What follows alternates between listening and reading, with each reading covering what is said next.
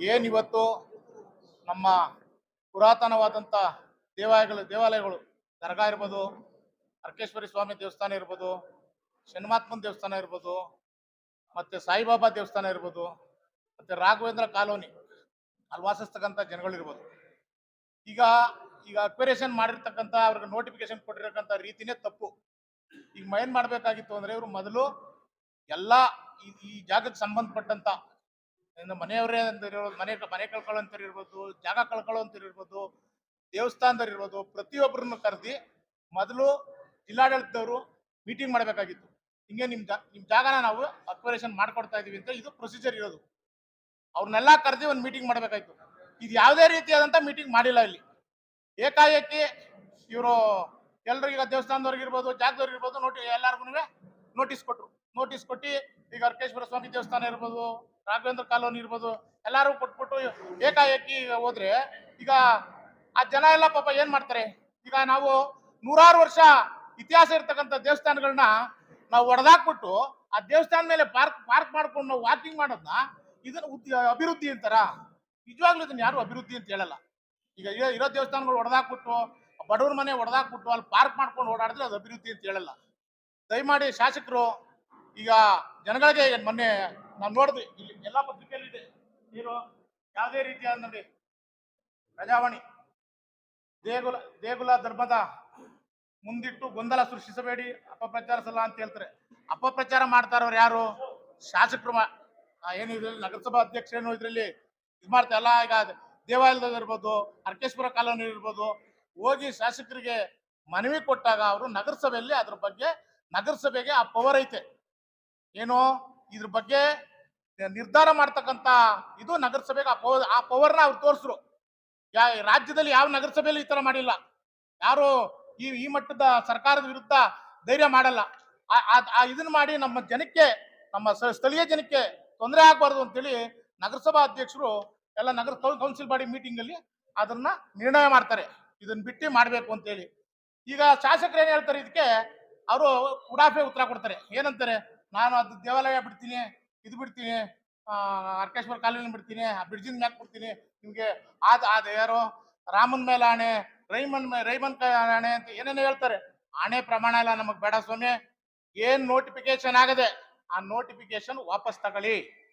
ಅದನ್ನ ವಾಪಸ್ ತಗೊಂಡು ನಾವು ಏನ್ ಕೇಳ್ತಾ ಇದೀವಿ, ದೇವಸ್ಥಾನಗಳು, ದರ್ಗಾ ಮತ್ತೆ ನಮ್ಮ ರಾಘವೇಂದ್ರ ಕಾಲೋನಿ ಬಡ ನಿವಾಸಿಗಳ ಮನೆಗಳದ್ದು ಏನಿದೆ ಆ ಜಾಗ ಬಿಟ್ಟು ಶನಿಮಾತ್ಮನ ದೇವಸ್ಥಾನದಿಂದ ಮುಂದಕ್ಕೆ ಹೊಸ ನೋಟಿಫಿಕೇಶನ್ ಮಾಡಿ.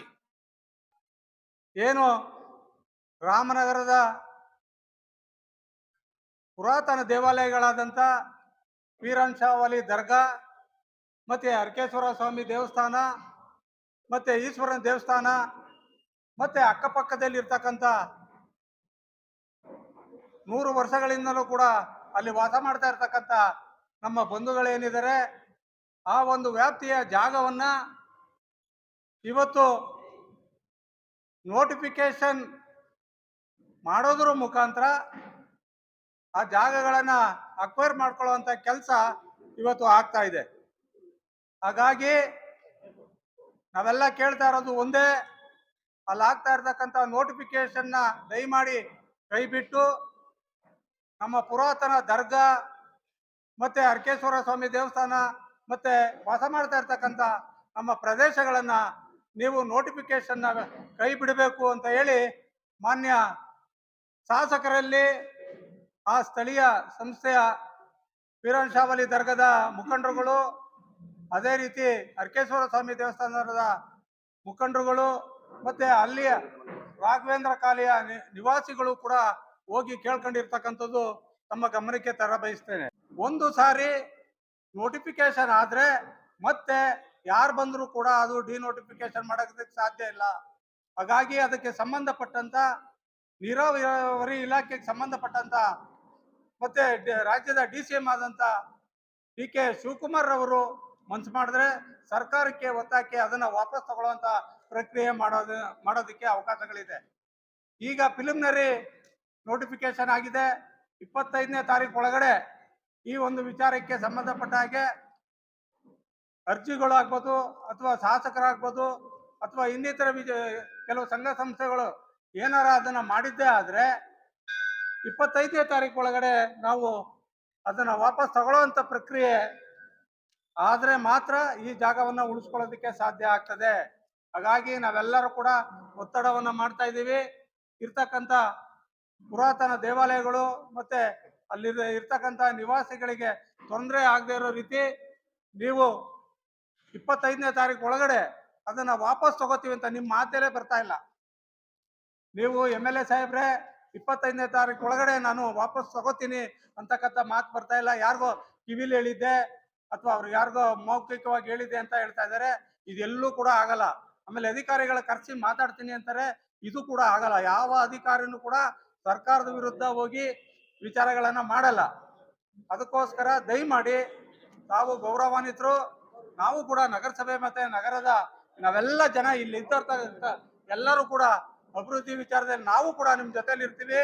ಆದ್ರೆ ಇಲ್ಲ ಸಲ್ಲದ ಆರೋಪಗಳನ್ನ ಮಾಡೋದು ಮತ್ತೆ ಎತ್ತಿಕ್ತಾ ಇದ್ದಾರೆ ಅಂತಕ್ಕಂಥದ್ದು, ಅಭಿವೃದ್ಧಿಗೆ ಅಡ್ಡಪಡಿಸ್ತಾರೆ ಅಂತಕ್ಕಂಥದ್ದು ಇದು ಸಾರಾಸಗಟಾಗಿ ತಳ್ಳಿ ಹಾಕ್ಬೇಕು. ಅಭಿವೃದ್ಧಿಗೆ ನಾವೆಲ್ಲ ಕೂಡ ನಿಮ್ ಜೊತೆಲಿ ಇರ್ತೀವಿ. ಸುಳ್ಳು ಆಪಾದನೆಯನ್ನ ಮಾಡಬಾರ್ದು. ಮತ್ತೆ ಈಗ ಆಗಿರ್ತಕ್ಕಂಥ ನೋಟಿಫಿಕೇಶನ್ ವಾಪಸ್ ತಗೊಳ್ಳೋ ಅಂತ ಪ್ರಯತ್ನವನ್ನ ನಾವು ಮಾಡಬೇಕು ಅಂತ ಹೇಳ್ತಾ, 800 ವರ್ಷದ್ದು ದೇವಸ್ಥಾನ ಅದು. ಅದಕ್ಕೆ ಡಿನೋಟಿಫಿಕೇಶನ್ ಆಗಿ ಅದೇನಾರ ಸ್ವಲ್ಪ ಧಕ್ಕೆ ಆದರೆ ನಮಗೆಲ್ಲ ನೋವಾಗ್ತದೆ. ಪಿರಂಚಾವಲಿ ದರ್ಗಾ 300 ವರ್ಷದ್ದು, ಇದು 2 ಬಿಟ್ಟು ನೀವು ಆ ಡಿನೋಟಿಫಿಕೇಶನ್ನು ವಿಡ್ರಾ ಮಾಡಬೇಕು. ಶಾಸಕರಿಗೆ ನಾವು ಮನವಿ ಮಾಡ್ತೀವಿ ಎಲ್ಲ ಜನ, ಅದು ನೀವು ವಿಡ್ರಾ ಮಾಡಿ ನಮಗೆ ಶಾಂತಿಯಿಂದ ಈ ಊರಿನಲ್ಲಿ ಬದುಕಕ್ಕೆ ಅವಕಾಶ ಕೊಡಿ. ನಾವು ಜಾಸ್ತಿ ಮಾತಾಡಲ್ಲ. ಏನಾರ ಒಂದ್ಸತಿ ಆಫೀಸರ್ ಡಿನೋಟಿಫಿಕೇಶನ್ ಆಗಿ ಸರ್ವೆ ಆದಮೇಲೆ ಯಾರ ಕೈಗೂ ಇವಾಗ ನಮ್ಮ ಇವ್ರು ಹೇಳಿದ್ರು ಅದು ಯಾರ ಕೈಲಿ ಸಾಧ್ಯ ಇಲ್ಲ. ನಾವು ಇದಕ್ಕೆ ಓಡಾಟ ಮಾಡ್ತೀವಿ. ಬೇಕಾದರೆ DCM ಹತ್ರ, ಶಿವಕುಮಾರ್ ಹತ್ರನೂ ಹೋಗ್ತೀವಿ, CM ಹತ್ರನೂ ಹೋಗ್ತೀವಿ. ನೀವು ಜೊತೆಯಲ್ಲಿ ಬಂದು ಎಲ್ಲರಿಗೆ ತಗೊಂಡು ಜೊತೆಯಲ್ಲಿ ಹೋಗಿ ಅದು ಕ್ಯಾನ್ಸಲ್ ಮಾಡಿ ಕೊಡಿ ಅಂತ ಮನವಿ ಮಾಡ್ತೀವಿ. ಇನ್ನೇನಿಲ್ಲ. ಎಲ್ಲ ಧರ್ಮದವರು ಈ ಶಾಂತಿಯಿಂದ ಇದ್ದೀವಿ. ದೇವಸ್ಥಾನಗಾದ್ರೆ ನಮಗೂ ನೋವು ಆಗ್ತದೆ, ಮುಸ್ಲಿಮ್ಗೆ. ದರ್ಗಾಗಾದ್ರೆ ಅವ್ರಿಗೂ ಆಗ್ತದೆ. ಇದು ಯಾವ ಕಾರಣಕ್ಕೂ ನಾವು ಆ ಡಿನೋಟಿಫಿಕೇಶನ್ ಆಗಿ ಸರ್ವೆ ಆಗಿ ಅದು ಏನು ಇದು ಮಾಡೋಕ್ಕೆ ಕೊಡೋದಿಲ್ಲ. ನೀವು ಅದಕ್ಕೆ ಜೊತೆಲಿ ನೀವು ಇರಿ, ಶಾಂತಿಯಿಂದ ಬದುಕನ್ನ ಎಲ್ಲರಿಗೆ ಅವಕಾಶ ಕೊಡಿ. ನಗರಸಭೆ ಅಧ್ಯಕ್ಷ ಆಗ್ಬೋದು, ಸದಸ್ಯರಾಗ್ಬೋದು, ಎಲ್ಲ ನಿಮ್ಮ ಜೊತೆಲಿ ಇರ್ತಾರೆ. ಇದಕ್ಕೆ ಕ್ಯಾನ್ಸಲ್ ಮಾಡಿ. ಕ್ಯಾನ್ಸಲ್ ಮಾಡದೆ ನೀವು ಸುಮ್ಮನೆ ಹಂಗೆ ಡಿಲೇ ಮಾಡ್ತಾ ಇದ್ರೆ 25ನೇ ತಾರೀಕು ಫೈನಲ್ ನೋಟಿಸ್ ಬಂದು ಅದಾದರೆ ಆಮೇಲೆ ಎಷ್ಟು ಕಷ್ಟ ಆಗ್ಬೋದು ಅಂತ ತಮಗೂ ಗೊತ್ತಿದೆ. ಅಷ್ಟು ಹೇಳಿ ನಾನು ನನ್ನ ಮಾತು ಮುಗಿಸ್ತೀನಿ.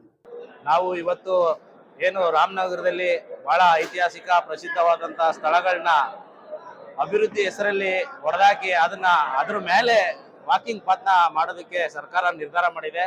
ಅದ್ರ ವಿರುದ್ಧವಾಗಿ ನಾವೆಲ್ಲರೂ ಇವತ್ತು ರಾಮನಗರದಲ್ಲಿ ಎಲ್ಲ ಮುಖಂಡರುಗಳು ಸೇರಿ ಒಂದು ಸುದ್ದಿಗೋಷ್ಠಿಯನ್ನ ಮಾಡಿದ್ವಿ. ನಮ್ಮ ಉದ್ದೇಶ ಇಷ್ಟೇ, ನಮ್ಮಲ್ಲಿರ್ತಕ್ಕಂಥ ಐತಿಹಾಸಿಕ ಸ್ಥಳಗಳನ್ನ ಯಾವುದನ್ನು ಸಹ ಟಚ್ ಮಾಡಬಾರ್ದು. ಇಲ್ಲಿ ಪಿರಂಚಾವಲಿ ದರ್ಗಾನೇ ಆಗಿರ್ಲಿ, ಸಾಯಿಬಾಬಾ ಟೆಂಪಲ್ಲೇ ಆಗಿರ್ಲಿ, ಅರ್ಕೇಶ್ವರ ಸ್ವಾಮಿ ದೇವಸ್ಥಾನನೇ ಆಗಿರ್ಲಿ, ಹಾಗೂ ಶನಿಮಹಾತ್ಮ ಟೆಂಪಲ್ಲೇ ಆಗಿರ್ಲಿ, ಇವೆಲ್ಲಾನು ನಾವು ಹುಟ್ಟಿ ಬೆಳೆದಾಗಿಂದನೂ ಕೈ ಮುಕ್ಕೊಂಡು ಬೆಳೆದಿ ಬಂದಿರ್ತಕ್ಕಂಥ ಒಂದು ಸಂಸ್ಕೃತಿ ಇರ್ತಕ್ಕಂಥ ನೆಲೆಗಳವೆಲ್ಲ. ಅವನ್ನ ನೀವು ಏಕಾಏಕಿ ಡೆಮಾಲಿಷ್ ಮಾಡಿ ಅದನ್ನ ಪಾರ್ಕ್ ಮಾಡ್ತೀವಿ ಅಂತ ನೋಟಿಫಿಕೇಶನ್ ಹೊರಡಿಸಿರೋದು ಅಲ್ಲದೆ, ತಿರ್ಗಾ ನೀವು ಯಾರೋ 4 ಜನ ಅದನ್ನ ಗೊಂದಲ ಮಾಡ್ತಾವ್ರೆ, ಇನ್ನೊಂದು ಮಾಡ್ತಾವ್ರೆ ಅಂತ ಎಲ್ಲ ಹೇಳ್ತಾ ಇದ್ದೀರಿ. ಇದು ಅಕ್ಷಮ್ಯ ಅಪರಾಧ ನೀವು ಮಾಡ್ತಾ ಇರೋದು. ಯಾಕೆ ಅಂತಂದ್ರೆ ನೋಟಿಫಿಕೇಶನ್ ಅಲ್ಲಿ ಅರ್ಕೇಶ್ವರ ಸ್ವಾಮಿ ದೇವಸ್ಥಾನ ಅಂತ ಬಂದಿದೆ ಸ್ವಾಮಿ. ಯಾರು ಸುಮ್ಮನೆ ಊಹೆ ಪಾಹೆಗಳಿಂದ ಯಾರು ಹೇಳ್ತಾ ಇಲ್ಲ. ನೋಟಿಫಿಕೇಶನ್ ಅಲ್ಲಿ ಪಿರಂಚಾವಲಿ ದರ್ಗಾ, ಅರ್ಕೇಶ್ವರ ಸ್ವಾಮಿ ದೇವಸ್ಥಾನ, ಹಾಗೆ ಶನಿಮಹಾತ್ಮ ದೇವಸ್ಥಾನ ಇರ್ತಕ್ಕಂಥ ಸರ್ವೆ ನಂಬರ್ಗಳು ಎಲ್ಲ ಬಂದಿರೋದಕ್ಕೆ ಎಲ್ಲರೂ ನಾವು ಮಾತಾಡ್ತಾ ಇರೋದೇ ಹೊರತು ಇಲ್ಲಿ ಯಾರು ಗೊಂದಲ ಎಬ್ಬಿಸೋ ಕೆಲಸ ಮಾಡ್ತಾ ಇಲ್ಲ. ಗೊಂದಲ ಎಬ್ಬಿಸೋ ಕೆಲಸ ಮಾಡ್ತಾ ಇರತಕ್ಕಂಥದ್ದು ನೀವು. ಅಧಿಕಾರದಲ್ಲಿ ಇದ್ದ ಮೇಲೆ ಎಲ್ರು ವಿಶ್ವಾಸಕ್ಕೆ ತಗೊಂಡು ಏನೇ ಕೆಲಸನ ಬೆಳವಣಿಗೆನ ಮಾಡಬೇಕು. ಅದು ಬಿಟ್ಬಿಟ್ಟು ಎಲ್ಲಾರನ್ನೂ ಏಕಾಏಕಿ ಆಪೋಸಿಟ್ ಮಾಡ್ಕೊಳ್ಳುವಂತ ಕೆಲಸನ ಈ ರೀತಿಯಾಗಿ ನೀವು ಮಾಡಿದ್ದಲ್ದೆ ಅದನ್ನ ಇನ್ನೊಬ್ರ ಮೇಲೆ ಗೂಬೆ ಕೂರಿಸೋದಕ್ಕೆ ಹೋಗ್ಬಾರ್ದು ಅಂತ ಹೇಳ್ತಾ, ಮತ್ತೆ ನಿನ್ನೆ ಮೊನ್ನೆ ಯಾರೋ ಪ್ರೆಸ್ ಮೀಟ್ ಮಾಡಿ ನಗರಸಭೆ ಬಗ್ಗೆ ಮಾತಾಡಿದಾರಲ್ವಾ, ಅವರೆಲ್ಲರೂ ನಗರಸಭೆ ಅಧಿಕಾರ ಶಶಿಯಣ್ಣವರು ವಹಿಸ್ಕೊಂಡಾಗ ಏನೇನು ಅಭಿವೃದ್ಧಿ ಮಾಡ್ತಾ ಇದ್ದಾರೆ ಅಂತ ಹೋಗಿ ಒಂದ್ಸರಿ ನೋಡ್ಕೊಂಡು ಬರ್ಲಿ. ಆ ನಂತರ ಆ ಅಭಿವೃದ್ಧಿ ಬಗ್ಗೆ ಶಶಿಯಣ್ಣನ ಬಗ್ಗೆ ಆಗ್ಲಿ ಮಾತಾಡೋದಕ್ಕೆ ಅವ್ರಿಗೊಂದು ರೈಟ್ಸ್ ಇರುತ್ತೆ ಅಂತ ಹೇಳ್ತೀವಿ. ಯಾಕಂದ್ರೆ ಅವರೇನೆ ಹಿಂದೆ ಸಾಕಷ್ಟು ಬಾರಿ ಶಶಿಯಣ್ಣನ ಹತ್ರ ಬಂದು ನಿಮ್ ಕೈ ಮುಗಿತೀನಿ, ಆ ಕೆಲಸ ಮಾಡ್ಕೊಡಿ, ಈ ಕೆಲಸ ಮಾಡ್ಕೊಡಿ, ನಮ್ಗೆ ಸಹಕಾರ ಕೊಡ್ತಾ ಇಲ್ಲ ಅಂತ ಹೇಳಿ ಬೇಡ್ಕೊಂಡಿರೋದನ್ನ ನಾವೇ ಕಣ್ಣಾರೆ ನೋಡಿದೀವಿ. ದಯಮಾಡಿ ತಾವು ಮಾತಾಡಿರೋದನ್ನ ವಾಪಸ್ ತಗೋಬೇಕು. ಮತ್ತೆ ಇನ್ ಮುಂದೆ ಈ ತರ ಲೂಸ್ ಟಾಕ್ಗಳನ್ನ ಶಶಿಯಣ್ಣ ಅವ್ರ ಬಗ್ಗೆ ಆಗ್ಲಿ, ಅಧಿಕ ನಗರಸಭೆ ಬಗ್ಗೆ ಆಗ್ಲಿ ಮಾತಾಡಬಾರ್ದಂತ ಎಚ್ಚರಿಕೆ ಕೊಡ್ತಾ ಇದ್ದೇವೆ.